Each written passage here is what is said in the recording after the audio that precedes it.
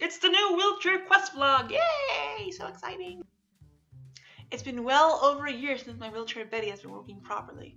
I'm now in the process of trying to get a new one, as you are in theory eligible to do so every 5 years with Medicare. Hey everyone! I'm a little sick, so if I'm not so like, yay! That's why. I will get yet fever.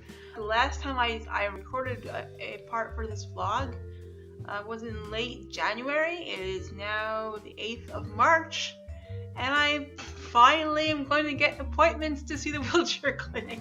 There's so many people requesting new wheelchairs that there's this queue.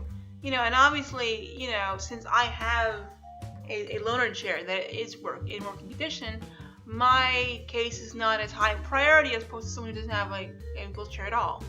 And that totally makes sense. I mean, I would not, argue with that. Feeling a little stressed because of life, more specifically. So I found out who my vendor is going to be. They actually gave me a choice of vendors between New Motion and Rehabco. New Motion, if you've been following these vlogs, New Motion is the wheelchair vendor / repair place that basically took over a year to fix my wheelchair, and she's still not fixed. So the idea of working with them again to get a new wheelchair is no. So I went with Rehabco. There's this wheelchair repair group that is really, it's kind of run by consumers. And so I asked them, well, does anyone work with them? What do you guys think? Because really, if once I choose a wheelchair vendor, I'm kind of married to that wheelchair vendor. So like, for example, if down the road the wheelchair needs repair, regardless if they're great or not, I am stuck for better or for worse with this wheelchair vendor. So you really want to make sure that they're like, on the up and up. And then one person said, yes, I've been using them for the last 10 plus years. I think they're great. And I'm like, phew. And then another person was like, well, actually, don't work with them. They're horrible. So now I'm like, I don't know what to do. So that's my concern. I was chatting more specifically with people who are also in wheelchairs, who already been through this. And basically the consensus is that all wheelchair vendors basically suck, and that you just take your chances. What's up with that though? Can't we get some vendors who don't suck? Sometimes I'm a morning person. This morning, not so much. Today is the day I take over the world. No, today is, it's gonna be a long day. Today is the day that I go for my wheelchair clinic appointment. I have my list of things that I'm going to ask for. My hands are cold. So one of the things they did at the first appointment is there was an occupational therapist and the wheelchair vendor. They measured my spine and bone structure. Turns out I am a little lopsided or Picasso-esque, depends how you look at it, which I have heard before when I was a kid. They told me that I was a little lopsided. So apparently still am. Consistency, yeah. Another thing that did also was interesting was that I brought her the list. She read it and she goes, thank you for doing this. So I recommend doing that. Write down how active you are or not active, what your lifestyle is like, and then write down the things you want for your chair.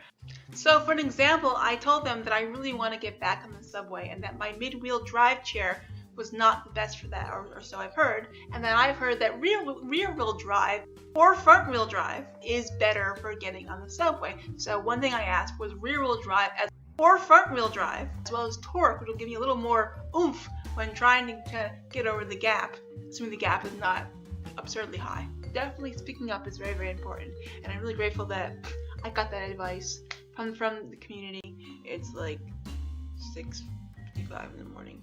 It was a bit of a rough night. I was in a lot of pain. Like, it was the kind of pain where like just having the sheet touching your limbs was like incredibly painful. I really didn't count on the first wheelchair clinic appointment to be so physical. And just to clarify, it wasn't like that physical where they're like, jog, lady, what? But what happened was they wanted to see how flexible I was, or not.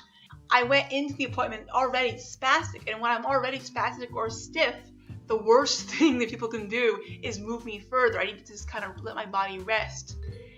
But of course, you have your exam when you have the exam, and you got to get it done. So they did And the occupational therapist was really, really nice about it. She kind of did only what was necessary so she can know what kind of chair to get and what kind of spine support I need. You know, it wasn't sadistic or anything, but it took a couple days to recover from that because ow.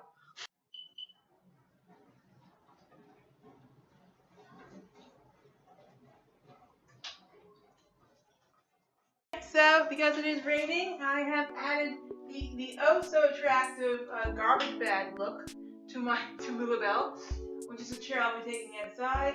She's wearing a red garbage bag style poncho, as well as a white grocery bag style cover for the joystick. Because nothing says style like garbage bag. Garbage bag. Wouldn't it have been too much to make wheelchairs waterproof? I'm just saying.